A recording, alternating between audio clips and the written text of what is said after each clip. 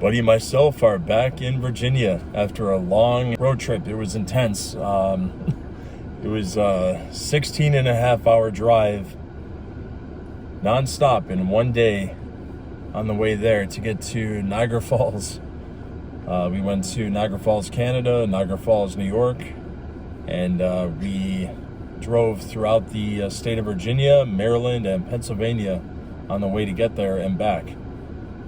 We learned a lot on the way, had a great time, great adventure. It was Buddy's first time in a hotel, first time out of state. He got to go to 4 different states and new country, so he's international. He's an international dog, right, boy? And we learned a lot.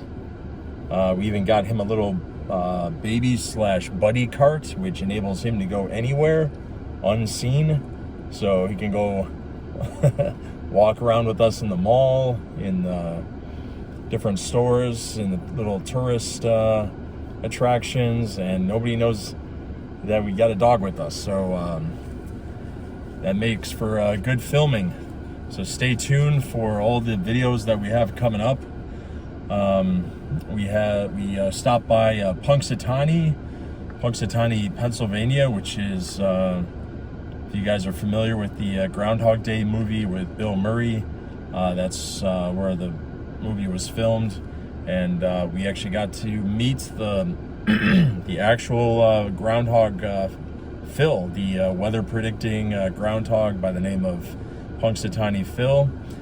We toured the town. We stopped at some small towns throughout Pennsylvania. Really friendly people there and some really nice towns, so we enjoyed ourselves there. We got to see a good portion of Western New York. Beautiful. That's my hometown, North Buffalo. We got to go to Youngstown, New York, which is where some of my family are from and still live. So beautiful Youngstown, New York, right off the Niagara River. We got to go to the Erie Canal, got to see the Niagara River. Excuse me.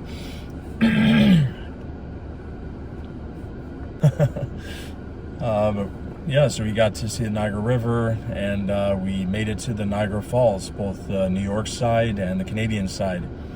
Got to tour both of the falls on the New York side and the Canadian side. Absolutely magnificent views. I would say nowhere on earth is more beautiful. Maybe there's some areas that are as beautiful, but I don't personally think there's any areas that are more beautiful than Niagara Falls. Absolutely breathtaking, one of the wonders of the world. I like both in the American side and the Canadian side. The Niagara State Park is the first state park in the entire United States, and that leads to the Niagara Falls. Really nice place. It's the American side is much more natural. It has the state park. The tourism or the tourist attractions there are pretty minimal, but the Canadian side is all, so it's good in those ways. But the Canadian side has beautiful gardens, many more tourist attractions, so they have their own unique advantage on the Canadian side as well. So both are definitely worth checking out. Different perspectives of the falls. You can go on the Maid of the Mist, which is a boat that takes you right into the falls. I did it last time I was there. I couldn't do it this time because I had this little guy with me, Buddy with me. Didn't want to sneak him on there because he'd probably be terrified. But we did get him right near the falls. I got him on a rock within inches of the falls. Yeah, I got some hate mail about that, but not too much, so that's a good thing. Talk about the differences that we noticed. Maybe Buddy noticed as well, I don't know. But I got to sit back and notice a lot of the differences while Buddy was driving regarding the culture of the people, the mindset of the people. It's really interesting. It's like every state is sort of its own country with its own culture, own perspectives on life and everyday life, and how they interact with one another, the social dynamics. And it's quite interesting. If you look hard enough, you can see that there are differences between states, just like countries. A little more, not quite as profound as countries, but the differences are still there, and of course the similarities. But we noticed in Virginia and Maryland, they're quite similar. I didn't really notice any differences regarding the people, how the people interact or don't interact with one another. In those two states, they seem to be more standoffish from one another, more individualistic, kind of sticking to themselves. Not many greetings when you walk by one another, kind of looking at the ground. And even if you say hello, typically you're not going to get a response. You're going to have no response or a very unfriendly hi response. It's almost right over the border when you get into Pennsylvania, also in New York. The people seem more open, less individualistic, more community feel. They interact with one another more. I had probably 10 people in the first day in Western New York make conversation with me. I didn't even initiate the conversation. And so they were making small talk with me, conversation, talking to the dog, Buddy the dog. And in the 5 years I've lived in Williamsburg, I haven't had one person initiate conversation with me. Even when I try to initiate conversation, there's no response, or it's like a very quick, unfriendly response. But just the first day in New York, 10 interactions with people, good conversations. Everywhere I went, people were communicating with each other, socializing with each other, sitting out on the lawn chairs with each other, friends out on the Niagara River, people getting together for boating expeditions, large groups of people, small groups of people. There's an art fair. You never see that in the Southern Virginia area that I'm from. Maybe the other parts of Virginia are different, but yeah, in Pennsylvania as well, the people are very friendly, very sociable, starting conversations. Myself and Buddy, we went to Burger King in Pennsylvania, and we talked to like almost everybody in the entire store. Great people, they love Buddy, excellent manners. It was a real pleasure to talk to all of them. So hey everybody. And those areas are more rural, so I don't think it has to do with the rural aspect, because they were making friends and talking with each other, and myself, a stranger as well. So I don't know what the difference is. Maybe you guys can give some insight on the matter.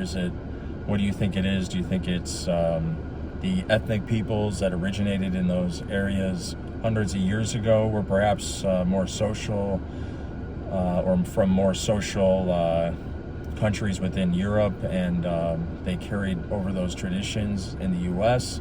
Perhaps those that came to Virginia and Maryland, I think predominantly from England, typically more standoffish. Do you think that they passed down that trait to their children and children's children as well?